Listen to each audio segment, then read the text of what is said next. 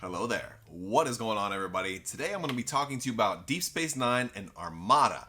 This is going to be a fusion of two worlds. It's a little side project I've been working on for a little while. If you've seen my unboxing of the WizKids Attack Wing Deep Space Nine model, you'll know that I kind of had plans to try to incorporate this into Star Wars Armada and try to use it as a space station. Also to give us a couple of more options, especially since we're kind of in a lull right now for news.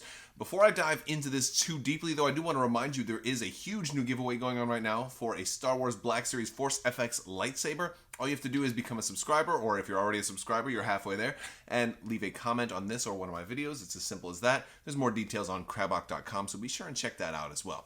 So, what is the project I've been working on? So I've been trying to, basically paint up this Deep Space Nine space station. We're gonna take a look at my progress on that. Also, I've kind of put together some stats for it. I'm trying to work on some scenarios. And one of the things I think that's gonna be cool about this is that I think it will be an option for people to be able to potentially play 3-player games with a little bit more ease, larger units. Allow to get more stuff on the board, allow for faster gameplay, and I think can be a way for more people to get involved into a game, and especially for those times where you have kind of like a casual play day and you have 3 people show up or 5 people show up and like you're gonna have one person sitting out. It gives an option for maybe a 3-player scenario, and so that's a pretty cool thing, especially if you've got a group of friends and there's an odd number of people that play and they want to get together and play. This kind of gives you maybe some options to do that. But ultimately, it's also just something else, something fun, something to hold people over until, more stuff gets out here. The Super Star Destroyer is going to be coming out this year, so, that'll be really fun too. So let's go ahead and take a look at my progress. All right, so here is my Deep Space Nine or Terok Nor or Nor class station. I didn't go with the exact same color scheme that they went with in the show Star Trek Deep Space Nine, but I did try to keep it roughly similar. I did try to go with, for the most part, the same general type of paint scheme, at least to make it recognizable, but I didn't go with all the same colors. It's it's mostly just different shades of gray, a couple of different types of wash. I tried to get a lot of the lighting on there, but it's not identical. And I didn't want it to be identical. I wanted it to be my own. So that was fun, though. This one was really a joy to paint. It definitely was. It came primed in white, and I reprimed it in black. And after repriming it in black, I kind of went over it with different grays a couple of times, and then just took some Citadel paints and got certain parts of it. Let's look at it a little closer here. So here it is up closer. We can get a little bit better of a look of the main center section here, and the underneath. We did a lot of the lighting in there as well, although I don't think you're going to really see it very much from the underneath side because it's going to be sitting on the table, so you'll probably be seeing it more from overhead.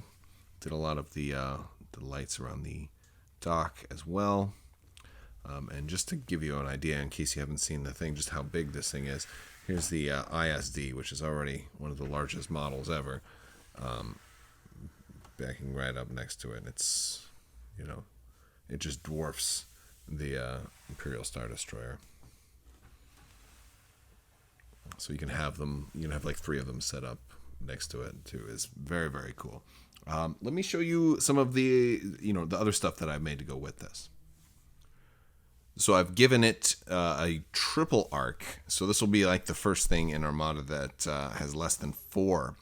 So, and of course it's not really in Armada. Officially, this is just my own homebrew situation. I made it to kind of resemble a general Armada base, but it'll basically have 3 arcs. Each with, I basically made it the same as the front of, the cheapest Super Star Destroyer. And, so 4 red and 4 blue with 6 shields each. Since I'm not going to actually have shield dials, I'll just put a D6, a 6-sided die on there, on each of them, and that will be fine. And this will just be able to sit on these. I'll probably have it centered, but if it's centered, it's probably going to hit that dot. So the other thing I can do is just have it kind of lined up There we go. There we go. Kind of lined up like so.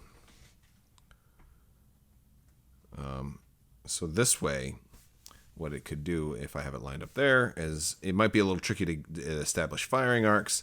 So if if you're like not sure if something's an arc, you could probably always lean it up a little bit and then measure that way. But this way we'll have a clear measure to our yellow dots on each of them. Now the interesting thing is this thing isn't going to really be able to move. So let me show you how I plan to move it. So basically, if you are doing a nav, what I'm going to let this do, and I'm going to actually take the model off for the time being, is I'm going to let it rotate. It's not actually going to move like this way, but I will allow it to rotate, especially if, in theory, let's say I've got a Star Destroyer coming in this way, and it wants to rotate such that it now has double arc, and that'd be one heck of a double arc, wouldn't it?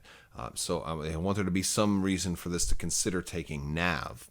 So how will we do that? Well, I'm going to give it potentially the ability to move up to 2 times. So if it does a nav dial or a nav token, it can move 1, and it will just rotate 1 point. So we'll align the back of this up with the line, and then we'll spin it until that line lines up with the back of this one. And if it spends a nav dial and a token, then it can potentially rotate up to 2. There we go. So it can move 2 if it does both, or it can move just 1 if it just does a single. So there is actually even some incentive to spend both a dial and a token. And of course it'll be a little harder to do it with this on top of there, because you'd be like trying to do all of that and kind of just moving the station around. But I think that would look pretty cool. Let me show you the station's actual ship card. All right, so here is the station's ship card. Now, if you can't already tell, this was heavily borrowed from the Super Star Destroyer. We're looking at a 22 hull, 2 anti-squadron, 4 command, 5 squadron, 4 engineering, and 220 points. So this is basically almost the same as your cheapest Super Star Destroyer, but it's Deep Space Nine. I'm going ahead and made it allied with the Federation. Otherwise, it would have just been Terok Nor or whatever, but I just went ahead and did that for the fun of it. But I did give it 3 arcs there in the blueprint section. I left it with the same number of upgrades, but I may adjust that. This is just kind of what I have going right now for it. And so, obviously it wouldn't make sense to give a space station the evade ability, although there was a little part of me that was tempted to potentially give it a scatter, and it wouldn't actually be that it dodges it, but it would be that, like, in the scatter in this case would be more that it's so tough that it just completely brushed off that one attack like it was nothing. Like heavily, like making your shields just absorb 100% of the force. And like maybe you could occasionally do something like that. I could see that being, something used to represent a ship that was just like not really dodging the attack, but rather ignoring the attack, making it feel insignificant. However, I didn't want to necessarily make it that strong. I wanted it still potentially to be killable. But you have 18 shields. Redirect is going to be extremely strong here, because you'll always be able to redirect to an adjacent side, because you'll always have adjacent sides. So your shields would have to be completely gone everywhere for redirect to lose its value.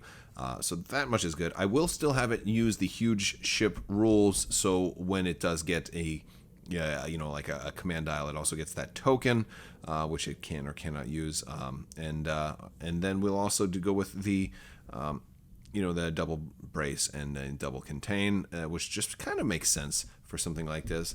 Ultimately, a Super Star Destroyer has going to have more in the way of shielding, and it can actually move and can move around and everything. But I wanted this to be at least comparable when it comes to points and hull, and in that same kind of ballpark. So that is going to be interesting. I don't think I'm going to run this with any upgrades the first time through, and then we'll kind of see how it goes. But that'll be kind of interesting. And so that is the ship card. So that is Deep Space Nine for Star Wars Armada. That's kind of how I am going to be taking my approach to it. and we will see how it goes. I have a feeling that this may evolve, and we're going to do a little testing on it here pretty soon, so stay tuned for that. I have a scenario where there's going to be, very similar to the Star Trek universe. There's going to be a wormhole, and we'll go with that. And I think it's a scenario that could potentially be adapted to multiplayer games as well. So that much is interesting, but we'll see how it goes. All right, guys, I want to thank you all so much for watching. If you haven't already, make sure you check out my new giveaway for the lightsaber giveaway. I'm giving away a Star Wars Force Effects lightsaber. So all you have to do to enter to win that is become a subscriber. If you're already a subscriber, you're halfway there. And then to leave a comment. And it can be a comment on somebody else's comment. If you like somebody else's comment, give that a thumbs up. But you just have to leave a comment on this or any one of my videos. It's as simple as that. So I want to thank you all again so much for watching. And as always, have a great day.